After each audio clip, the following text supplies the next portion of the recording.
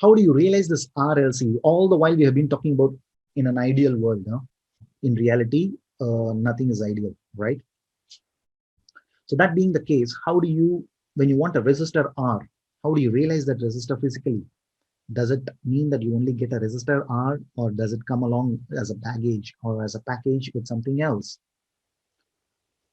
Turns out that it really depends. Higher the frequency of your application, the more difficult it gets to you to find a component that has ideal characteristics.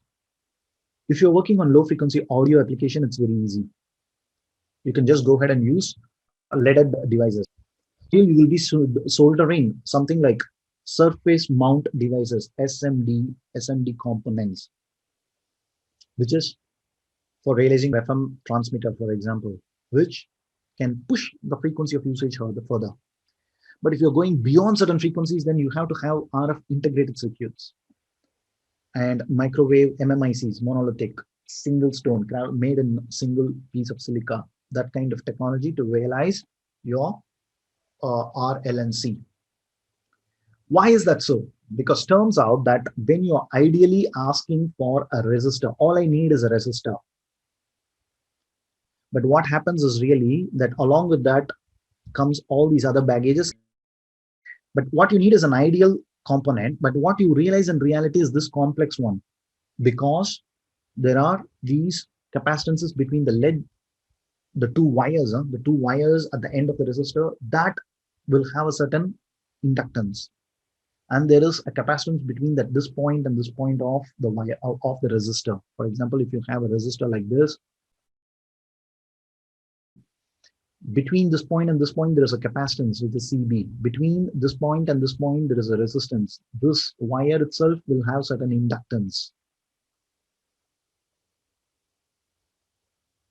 So when you ask for simply a resistor, you get more than what you ask for. But is that a big deal? Maybe it is, because if you go ahead and work out the impedance of this circuit, which is R parallel CA in series with LP and LP, which is in again parallel with CB. If you go ahead and do those steps, you will end up getting this ZW, which is so complicated. And if I were to plot the frequency response, that means plot with respect to frequency, how the magnitude of this changes, you see that it is all nice and good up until certain point where it is all a constant R, which is what you asked for. But beyond a certain frequency, it starts to behave with as frequency increases, it starts to fall down. Here, we know that if frequency increases and the reactance falls down, it is capacitive in nature. If frequency increases and reactance goes up, then it is inductive in nature.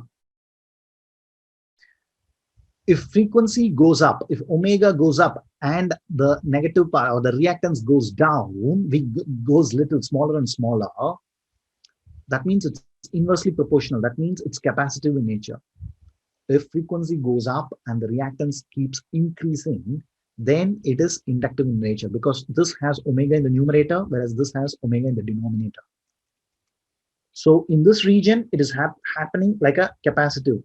Maybe this guy and this guy are dominating. But beyond this frequency point, it starts to behave like an inductor L. But the important story for you is you can't use this component for any application beyond this frequency point. What you ask for is a resistor. You are only limited to use it as a resistor up until this frequency point. Beyond that, it starts to behave something else. That's called as high frequency parasitics. So high frequency parasitics is a killer, and that's why not many companies can create RF products easily. Yeah, so you need to have a semiconductor technology to be able to miniaturize this. The more you miniaturize the component, the lesser these values become, and lesser these values are, you're pushing this frequency further and further away. Meaning, what you were used to get at 2 gigahertz, now you can use maybe up to 20 gigahertz. So high frequency parasitics is limiting the application for you. Same for an inductor, for example, demonstrated here. If you were to have an ideal inductor, but what you ask for is this, but what you end up getting is this.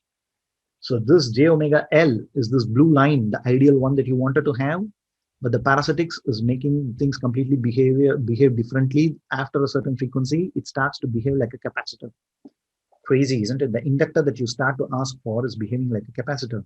So if you are a designer working at this frequency, and then you go ahead and source for an inductor and you're using it, but your response is not good enough, the circuit response, that's because what you wanted to have is this value, whereas what you're getting is this value here.